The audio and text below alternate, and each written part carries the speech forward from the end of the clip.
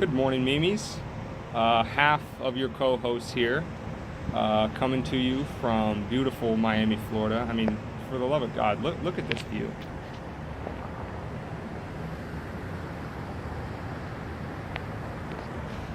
It's a beautiful morning. Welcome to the first installment of what I'm going to call Dane Rants. Unfortunately, the funnier, more charming, better looking co-host David is not here, but from time to time I have some things on my mind and I'm like, you know what, why not just video it and give the Mimi some extra content. So what's on my mind this morning is, you may have heard Biden in the last week or so was talking about asking American citizens to mask up for his first 100 days. And I have, a few things that I'm going to share with you today. So I do have, some articles and information that gets to the point of this. But anyway, just to go over, kind of what Biden said. He plans to ask the nation to wear a mask in the first 100 days. And the very next sentence of the article, you won't be surprised to find this is from CNN, by the way. The very next line is, Mr. Biden also said he'll issue a standing order mandating masks in certain places. That's crazy, right? I'm going to ask everybody to wear one, and then I'm going to mandate it in certain places. I mean, at least the article at least has some bit of decency to admit that he has no authority to do that. But anyway, this is just a microcosm, or maybe it's more than that since it's the incoming president of the United States saying this, of this whole discussion around mask mandates. And I want to be clear that this video is both for those who would agree with me on this position and also those that don't. Because there's a strategy for the Karen, Doomer, mask Nazis of the world that they would do well to take heed of if they want to impose their worldviews on other people. But let me premise what I'm about to say with this first. I don't take any special pleasure or delight in, just not wearing a mask for the sake of not wearing it, or to stick it to the mask Nazis, or, anything else like that, despite what they might say. I wish, probably almost as much or more than the next person, that all of the rhetoric around masks and mask mandates was true. Believe me, from my perspective of how do we marginally increase liberty and human freedom more so tomorrow than we have today, it would be nice if the masks were as effective, CDC Director Redfield said would be more effective than a vaccine. If that were true, then we can end this other lockdown nonsense and the things that are destroying people's lives and businesses and has other consequences, including killing people. So take heed, Karens, you don't hold the moral high ground on loss of human life on this subject. If we could just put a mask on our face and open everything else back up and end all of the other ancillary bad policies that are coming out of this, that would be great from my perspective. But the thing is, I'm not going to say there's no support for it, but there is at least as much information against the rhetoric surrounding masks and mask mandates as there is for it, at least as much. You just never hear it because you're only allowed to have one opinion, and expert or no expert, if you deviate from that opinion, you're just a bad person. So let me get into a little bit of the data, give you some information that you're not going to see from the CNNs of the world, and you definitely won't hear from the Karens, because they don't know anything that doesn't come from pre-approved opinions that, regurgitated ad nauseum on CNN, MSNBC, et cetera, from the CDC, WHO, all that stuff, right? So let me give you a little bit of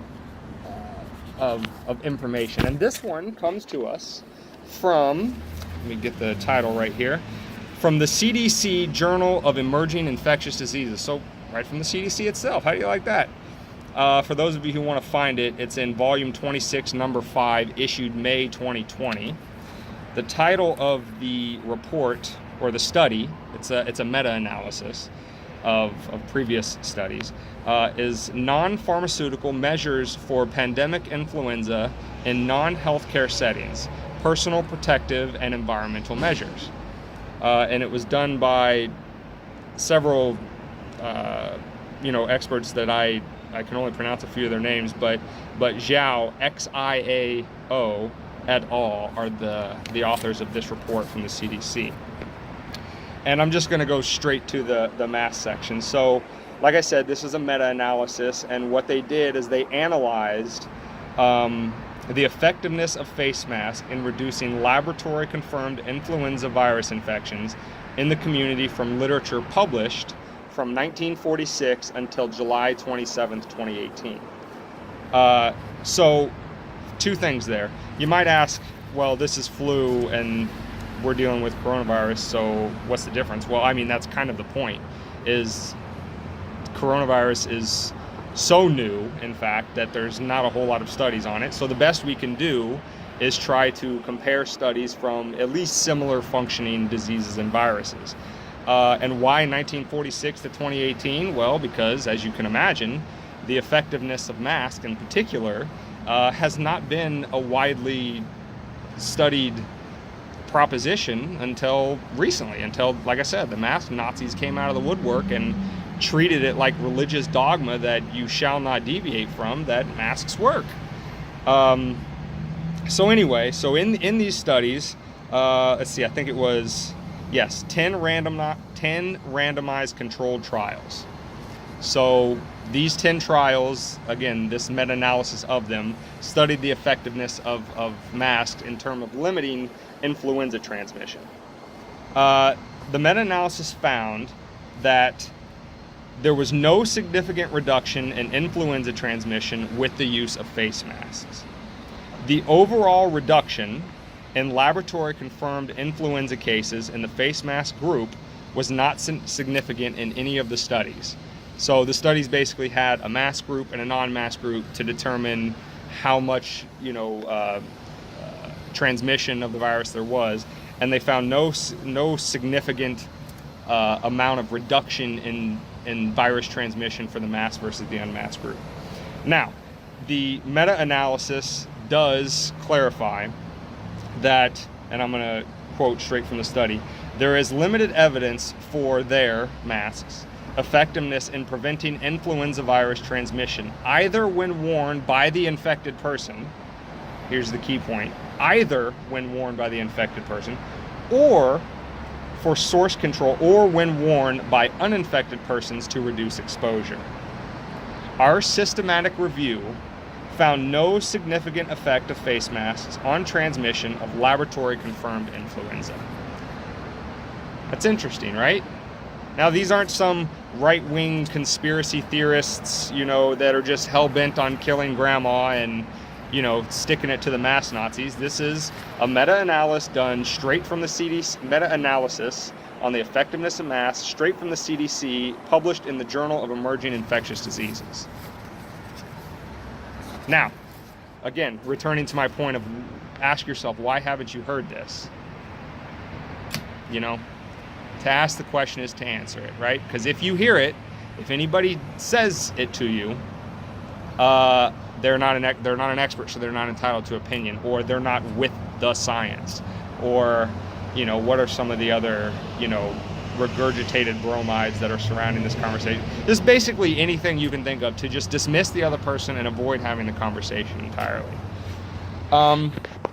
Which brings me to my next point, because as I said regarding that CDC study, I said that there's not a whole lot of studies done on coronavirus, period, because it is so new.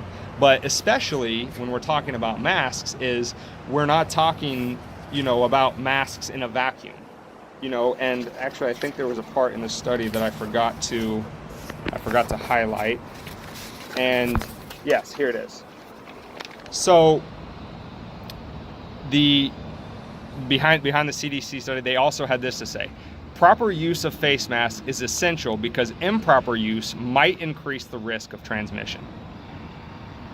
Improper use might... Now, what is improper use, you might say? Well, Dr. Fauci himself back in March said, messing with the mask all the time, touching the mask and then touching your face, having it not properly fitted, all of these things. Let me ask you, in the average person that you see walking around with a mask on, how many are, properly fitted N95 masks that they never touch, that if they do touch it, it's immediately thrown away and a fresh one, a sterile one, is replaced?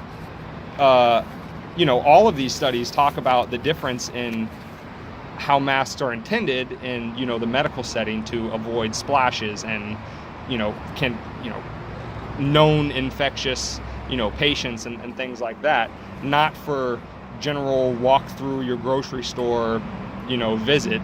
That's not what they were intended for. So the studies on that use of masks, not in the clinical or laboratory setting, but out in the real world, where people are people, right? They're going to put the mask on as a security blanket, but they're not going to think about, is it properly fitted? How many times have I touched it today?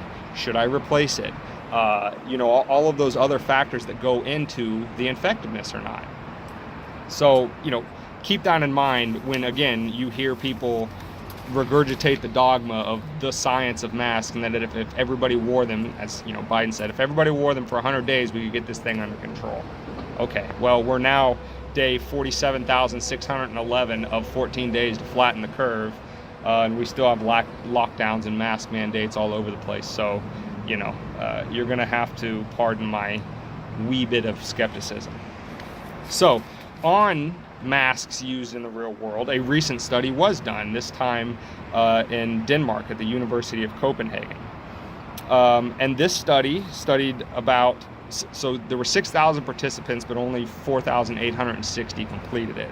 Half of them had masks, and half of them did not have masks. And the study was to find out if there would be less infection, less transmission for the masked group versus the unmasked group. And the study found that 42 people in the masked group, about 1.8%, were infected with the virus, and 53 people in the unmasked group were infected with the virus. So 1.8% in the masked group, 2.1% in the unmasked group, which the study authors said is a not statistically significant difference to say that masks are effective in stopping the transmission of the virus.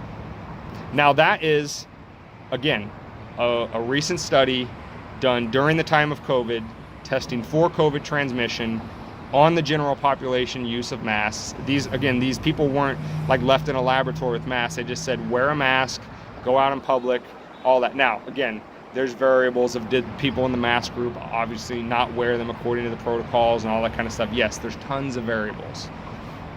But the point is, this is the first attempt at a study of broad mask usage in the real world as people actually live, and it found no statistical difference. So, again, have you heard of that study on CNN? You see the CDC, republishing that study. You see, anything about that, right? So, and here's another little interesting fact. So you would think, right, when we're told, air travel is uniquely dangerous, right? Because you're in a confined space for a long period of time, and the air is being recirculated, and you're in close proximity to people that may or may not be infected, silent carriers, et cetera, et cetera. Well, an interesting report on October 15th of this year, the Defense Department. So again, the government. The Defense Department conducted a study of the transmission of viruses on commercial aircraft. And they found that a person would have to be sitting next to an infectious passenger, so not an asymptomatic, not a healthy person, but an infectious passenger, for at least 54 hours to receive a dangerous dose of the virus through the air. Do you know of any commercial flight that lasts 54 hours? Let alone the vast majority of them that last far, far, far, far less. Right? Now you would think, hey, this is good news, right? We can actually have a modicum of freedom back and we're not going to die.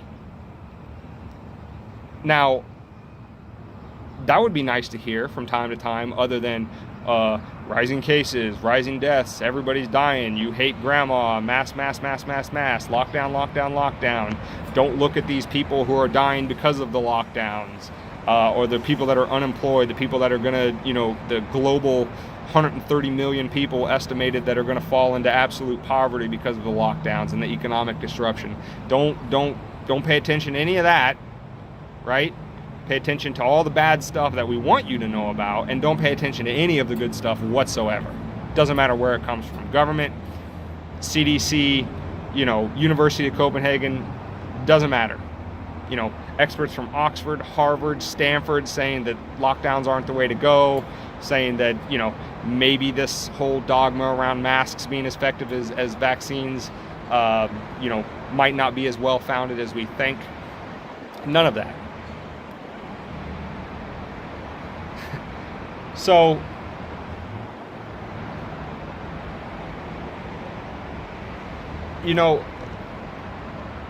well, just let me get to my next point about the good news versus the bad news. And I'm just going to read the abstract because this is a pretty extensive study. But the title of the article is "Why is all COVID news bad news?" And it was published. It's a working paper in the NBER, and I'm just going to read the abstract because it's a paragraph long, and that's long enough. But if you want to find the article for yourself, we're gonna everything that I've just referenced here is going to be in the links under this video. So the abstract says, we analyzed the tone of COVID-19 related English language news articles written since January 1st, 2020. 91% of stories by U.S. major media outlets are negative in tone, versus 54% for non-U.S. major sources, and 65% for scientific journals. So follow the science people all over the mainstream media are 91% negative, but yet the scientific journals themselves are only 65% negative. What's the deal? Are they not following the science? Are they only focusing on the science that's negative? Interesting. The negativity of the U.S. major media is notable even in areas with positive scientific developments. Again, I've given you some in just this short little video. Positive scientific developments. But have you heard of them? Chances are probably not. U.S. notable with positive scientific developments, including school reopenings and vaccine trials. Media negativity is unresponsive to changing trends in new COVID-19 cases or the political leanings of the audiences. U.S. major media readers strongly prefer negative stories about COVID and negative stories in general. Stories of increasing COVID-19 cases outnumber stories of decreasing cases by a factor of 5.5. 5 times as much do the negative stories about COVID outnumber the positive, even during periods when new cases are declining. Among U.S. major media outlets, stories discussing President Donald Trump and hydroxychloroquine are more numerous than all stories combined that cover companies and individual researchers working on COVID-19 vaccines.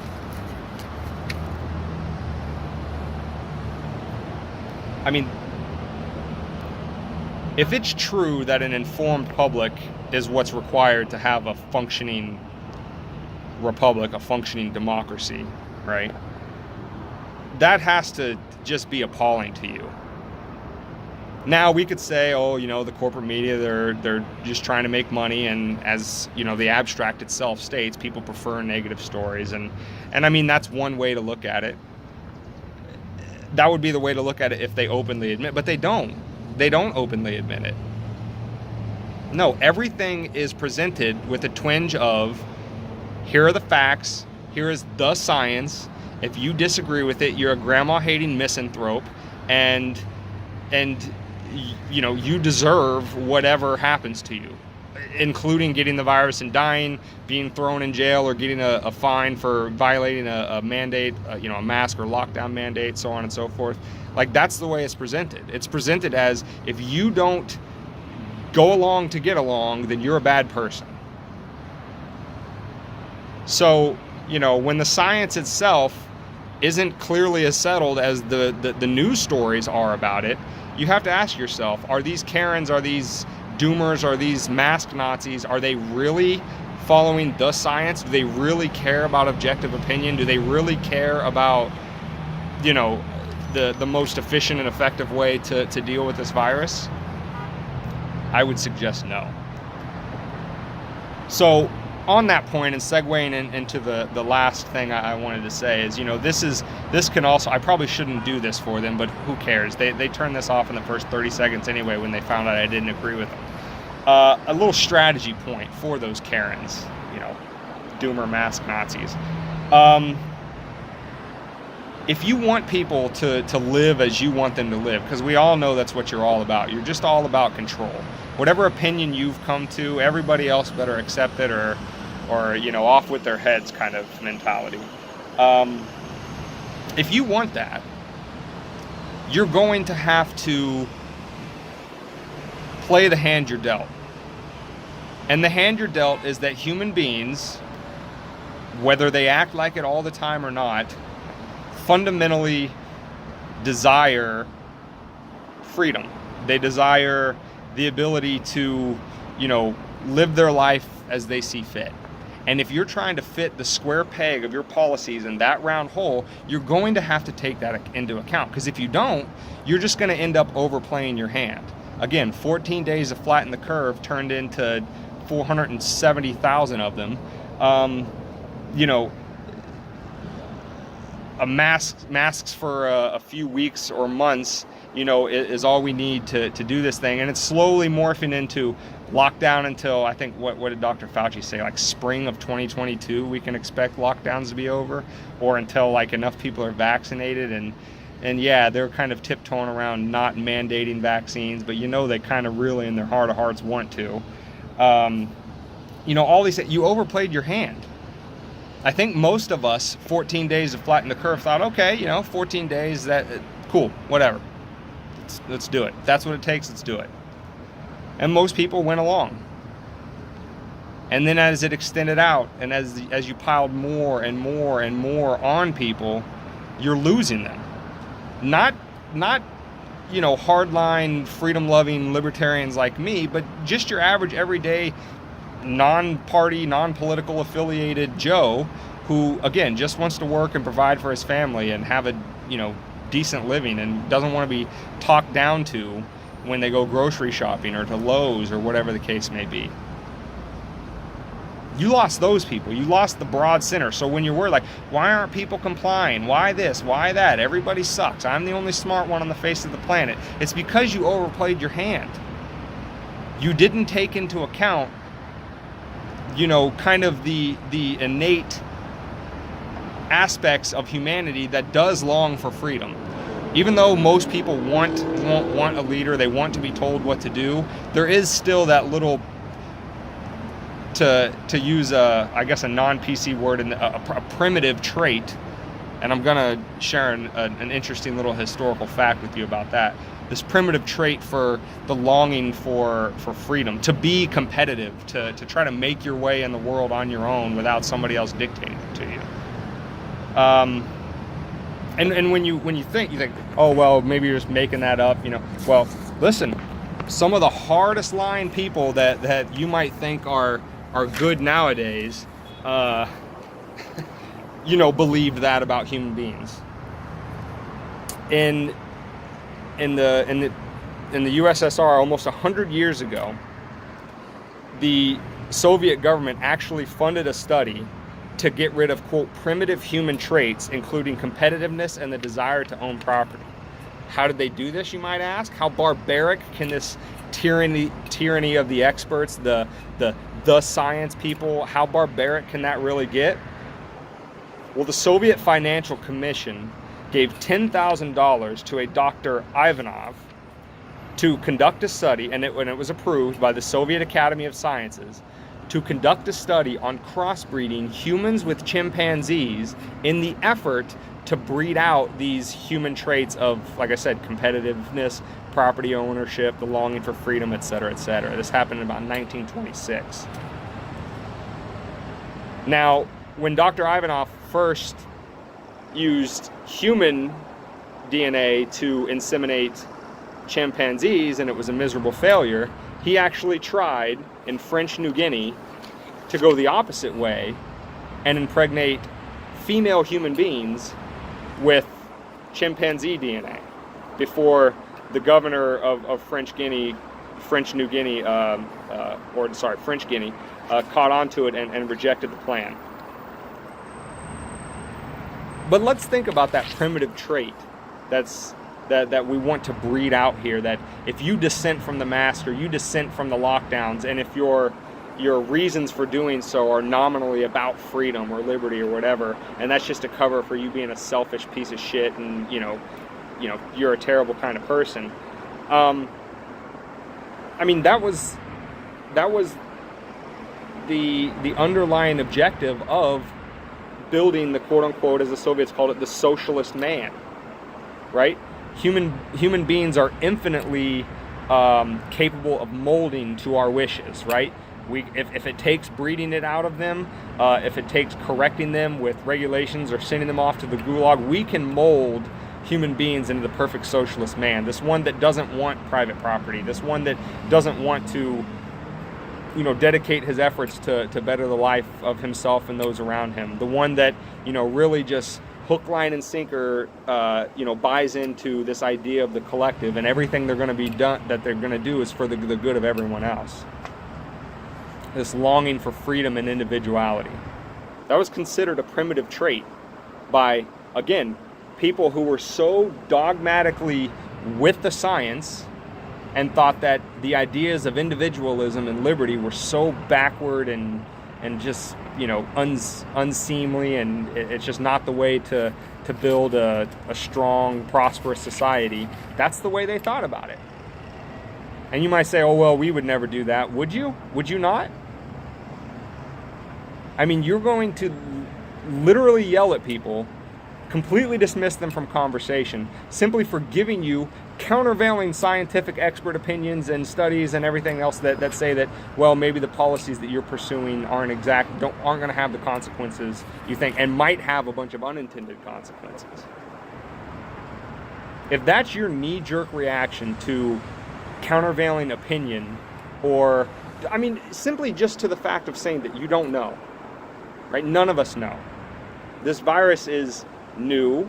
How it operates and why in some countries it has ridiculous spread and in other countries it has, very little or none. There's a lot of factors that are going into that are going to be studied for years to come, and we're not going to, we can't pretend to say that we have the answers on it today.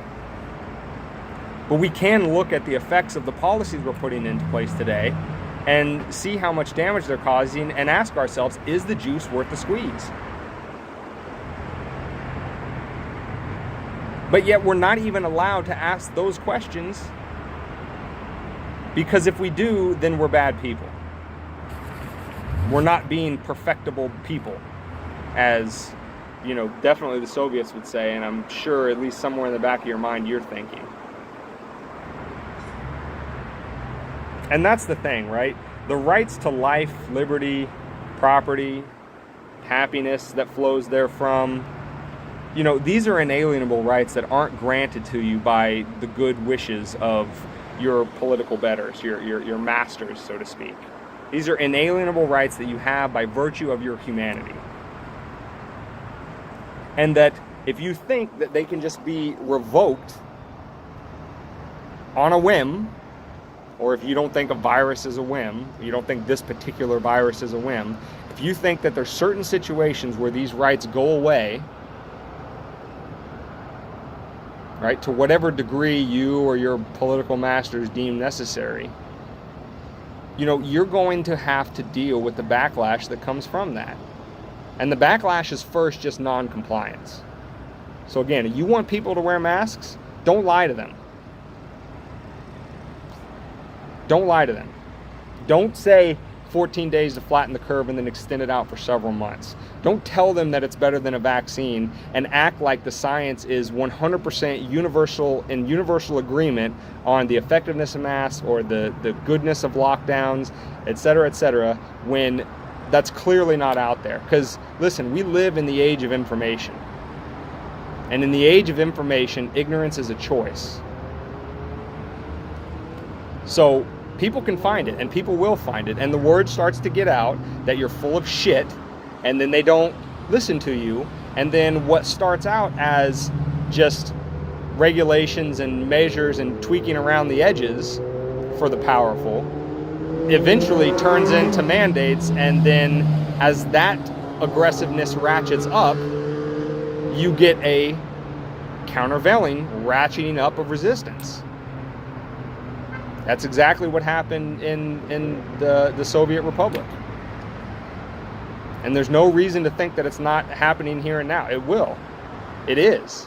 You're seeing less and less people wear masks, and you're running around with your hair on fire wondering why. How could these people be so stupid? You know, they must all be Republican, conservative, Trump-loving people that are... No. A lot of them are just... They don't even... 2/3 of the American electorate doesn't even vote. So you think of your average everyday person that you see, 2 out of every 3 of them doesn't give a shit what your party or your experts or your president has to say about any of this. They're just saying, what are the regulations that I have to live with? Which ones can I avoid to just make my life as less stressful as possible, as stressful as possible, not as stressful as possible. That's it. They're not bad people. They're just looking at the world and they're thinking, I think some of this is bullshit. And when they think it's bullshit, they're just not doing it. Remember the hashtag #NotMyPresident about Trump? Right? A lot of you, maskers, Karens, doomers, thought, this is bullshit.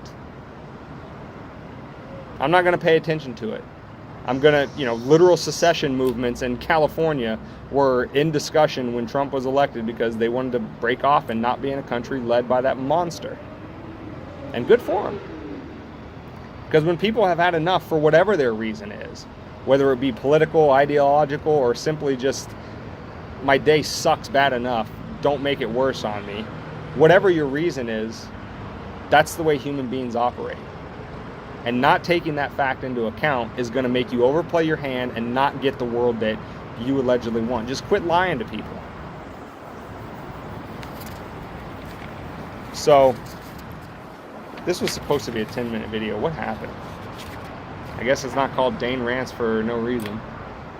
So thank you for hanging out with me this morning. Like I said, look in the comments, or not the comment section, not really a show notes, whatever it is on YouTube. There will be links to all the articles that I discussed down below. Read them for yourself. Like I said, don't take what I have to say any more than what Dr. Fauci or Redfield has to say. Like I said, in the age of information, ignorance is a choice. It's out there. You don't have to just blindly capitulate to whatever these doomers say, and kowtow to their refusal to engage you in any sort of reasonable or rational discussion. You don't have to do that. You have information at your fingertips. So this is a good start, all the stuff that I just, referenced in this video, but there's plenty more out there and you can find it. Jump in the comments section, tell me why I'm wrong, tell me what's wrong with the studies I shared, tell me why, I hate grandma and et cetera, but, for those of you that agree, buck up my spirits and your own. Share more information in the comments so other people can see it. But that's it. That's all I had on my mind for today. Now I'm going to go live my life how I see fit and try to avoid as many masked Nazi Karen doomers as I possibly can. Have a good one.